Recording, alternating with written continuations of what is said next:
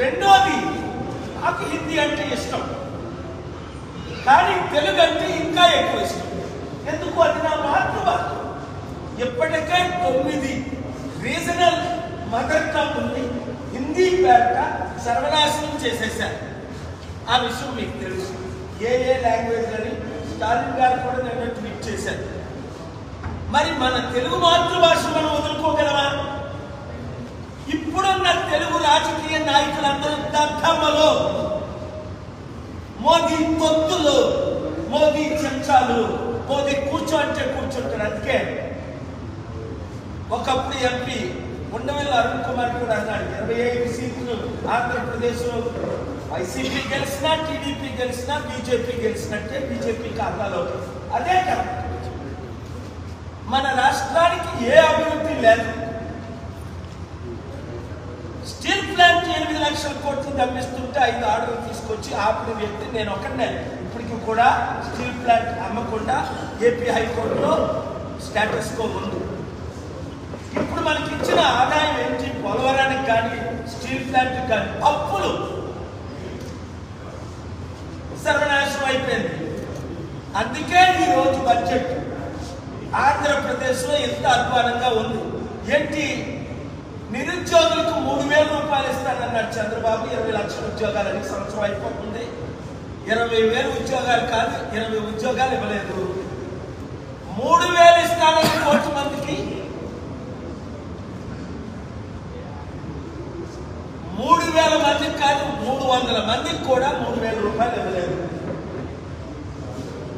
ఈరోజు బడ్జెట్ లో చూస్తే మీరు ఏ విధమైన మహిళలకు పెన్షన్లు అన్నారు, ఇవ్వట్లేదు.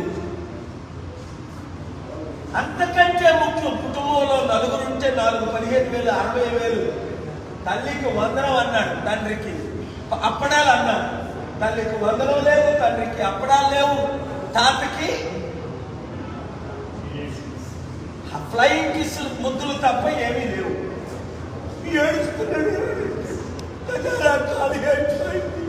ఏ అప్పు నీకు తెలీదా? 10 లక్షల కోట్ల అప్పు ఉన్నది, 13 లక్షల కోట్లు అని అప్పుల వాడేవే చంద్రబాబు నాయుడు. అప్పుడు నువ్వు ఇవన్నీ చేయలేవు, మనం కలిసి చేద్దాం అంటే నువ్వు చేతులు కలిపావా? మోదీతో కలిపావు. ఆ సిగ్గులేని పవన్ కళ్యాణ్ ఆడు యూజ్లెస్ ఫెలో, వాడు రాష్ట్రాన్ని సర్వనాశనం చేశాడు. అందుకే వాడు సోల్జర్స్ అందరూ వాడిని తిడుతున్నారు. ఈ రోజు ఆంధ్రప్రదేశ్ బడ్జెట్ మహిళలకు ఏముంది, నిరుద్యోగులకు ఏముంది, రైతులకు ఏముంది? ఇప్పుడంతా సర్వే చేస్తారట, వచ్చే సంవత్సరం తర్వాత ఏదో చేయడానికి ప్రయత్నిస్తారట. 2027లో జమిలీ ఎలక్షన్స్ వచ్చే ముందు మరొక డ్రామా ఆడతారు. సృష్టికర్తను నేను సంపాదిస్తున్నాను, నాకు అనుభవం ఉంది, దేశంలో మోదీకి లేని అనుభవాన్ని చంద్రబాబు నాయుడు సృష్టిస్తా మీ అందరికీ పంచుతా అన్నాడు. ఇప్పుడు మీకు ఎవరైనా సృష్టించడం తెలిసే ఎలాగ డబ్బు క్రియేట్ చేయాలి? నా చెవులో చెప్పండి. మా అందరికి చెవులో పువ్వులు పెట్టి ఇప్పుడు నీ చెవులో మేము చెప్పాలా ఎలా డబ్బు సంపాదించాం? నేను చెప్తా, చెవులో చెప్పండి, చెవులో చెప్తా, మీడియా ద్వారా చెప్పండి, మీడియా ద్వారా చెప్తా. మీ ఇంటికి రమ్మంటే మీ ఇంటికి వస్తే చంద్రబాబు నాయుడు ఇప్పుడైనా నీకు చిత్తశుద్ధి ఉంటే నేను చెప్పినట్టు చేస్తే 1 సంవత్సరంలో మోదీ నీ అవసరం మాకు లేదు, 100,000 కంపెనీలు నేను తీసుకొచ్చానని నీకే కదా తెలుసు, అందరికంటే ఎక్కువ. గూగుల్, మైక్రోసాఫ్ట్ తీసుకొచ్చి 30 లక్షల ఉద్యోగాలు, దాదాపు 700 కంపెనీలు హైదరాబాద్ లో తెచ్చింది. వైజాగ్ లో తేలేవా? అసలు ఆంధ్రప్రదేశ్ లో మనకి ఎంత మంచి పోర్టులు కట్టుకోగలం. ఆంధ్రప్రదేశ్ దేశంలో మోస్ట్ వెల్తియెస్ట్ స్టేట్ చేయగలం.